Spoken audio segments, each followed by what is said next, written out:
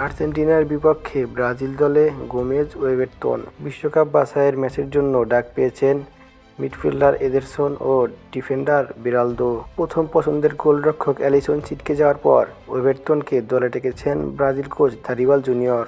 আর্জেন্টিনার বিপক্ষে বিশ্বকাপ বাছাইয়ের ম্যাচের জন্য ডাক পেয়েছেন দুই মিডফিল্ডার জোয়াও গোমেজ ও এদেরসন এবং ডিফেন্ডার বেরালদো। বাংলাদেশ সময় আগামী বুধবার সকালে বিশ্ব চ্যাম্পিয়নদের মুখোমুখি হবে ব্রাজিল।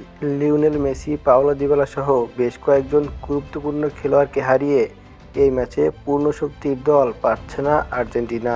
নেইমারকে আগেই হারিয়েছে ব্রাজিল। কলম্বিয়ার ম্যাচের পর চোটের জন্য অ্যালিসনের সঙ্গে ছিটকে গেছেন জেসন।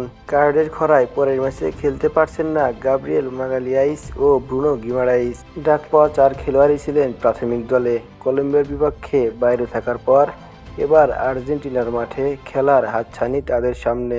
ম্যাচের প্রথমার্ধে মাঠ ছাড়েন মিডফিল্ডার জেসন।